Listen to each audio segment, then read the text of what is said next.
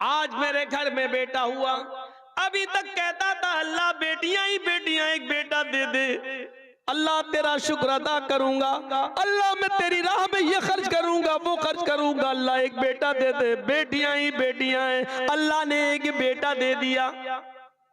बेटा दिया, मुबारकबाद मिलने लगी। 4 बेटियों के बाद एक बेटा।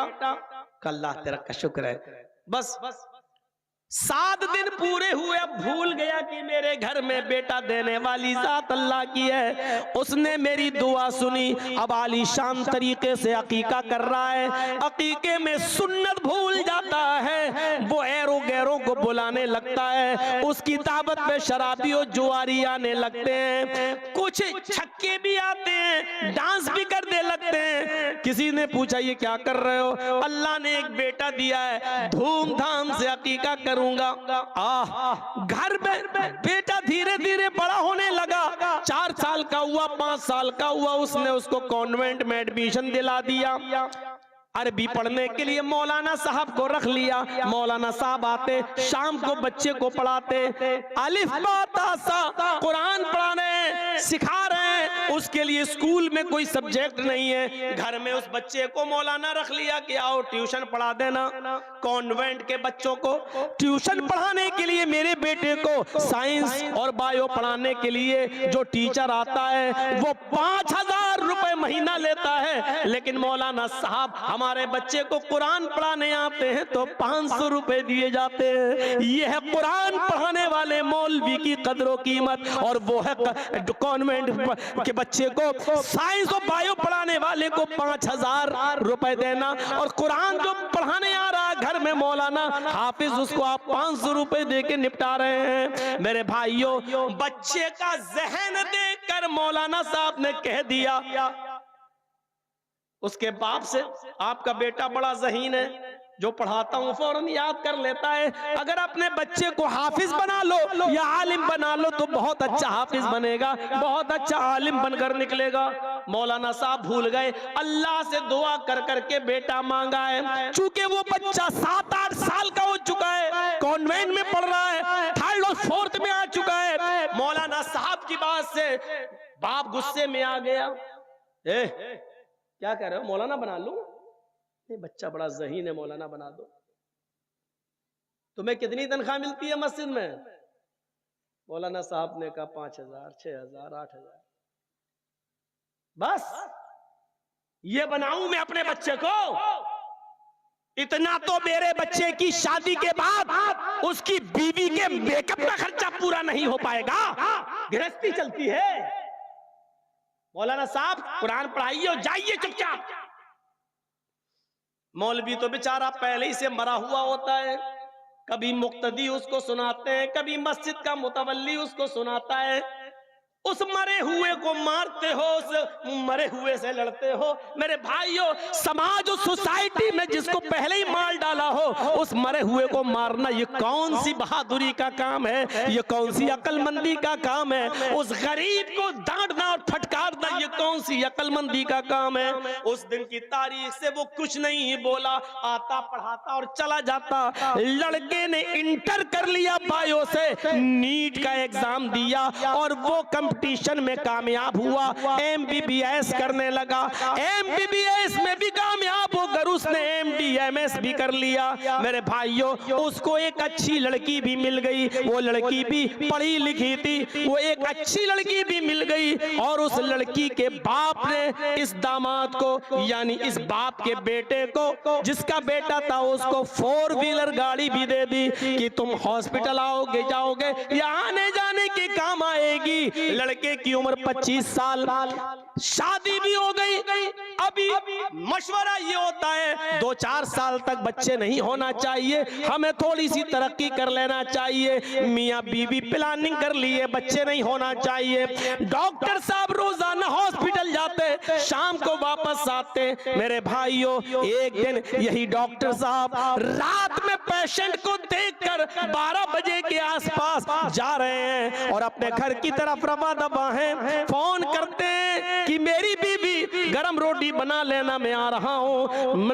जा रहे हैं 4 व्हीलर पर ये वही 4 व्हीलर है जो जहेज में मिली है, ये वही 4 व्हीलर है जो लड़की के बाप ने दी है। उधर से ट्रक आ रहा है, ट्रक का ड्राइवर, मेरे भाइयों, ट्रक का ड्राइवर नशे में, ओवरटेक में गलती होती है और गाड़ी और कार टकरा जाती है। डॉक्टर साहब पहचाने नहीं जा रहे हैं, ऑन स्पॉट डेड बॉडी।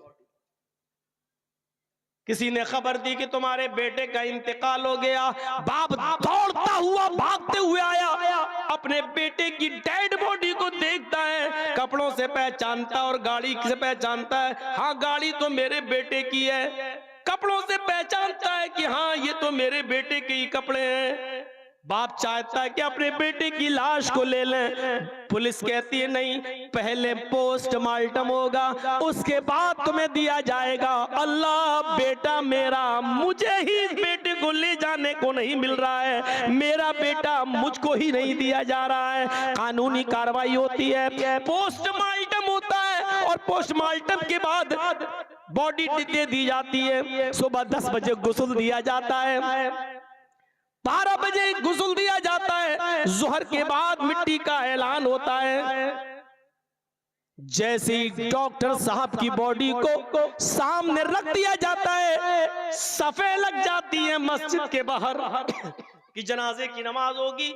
मौलाना साहब अपने हुजरे में बैठे हुए हैं। ये वही मौलाना है जो इसी डॉक्टर साहब को कुरान पढ़ाने जाया करते थे। ये वही मौलाना साहब हैं जिनको 500 रुपया कुरान पढ़ाने का मिलता था। ये अपने हुजरे में बैठे हुए हैं, सफे लग चुकी हैं। लोगों ने आवाज दी लेकिन मौलाना साहब आने का नाम नहीं ले रहे हैं। किसी ने दरवाजा ठोका, मौलाना बाहर निकले, फरमाया सफे लग चुकी हैं, जनाजा आ चुका है और आप यहाँ बैठे, जनाजा कौन पढ़ाएगा? डॉक्टर साहब बैठ। मौलाना आते हैं, कहते हैं किसका जनाजा है? मालूम सब था। का फला डॉक्टर साहब का उनके बाप कहाँ है? का ये। फरमाया कि आप आइए, आप इसके बाप हैं, आप आगे आइए और जनाजा पढ़ाइए। बाप ने कहा मौलाना साहब हमें जनाजा कहाँ पढ़ाना आता है, हम जनाजा पढ़ाना कहाँ जानते हैं, हमें दुआएं कहाँ याद हैं। तुम मस्जिद के मौलाना हो, सबका जनाजा पढ़ाते थे, फिर मेरे बेटे का जनाजा क्यों नहीं पढ़ाते? मौलाना साहब ने आज जूता मारा। अरे हमारी हैसियत क्या है, आपके इतने बड़े डॉक्टर बेटे का जनाजा पढ़ाऊं? हमें तो 8,000 रुपए महीना मिलता है, इतने तो आपके बेटे की बीवी के मेकअप में खर्च हो जाते होंगे।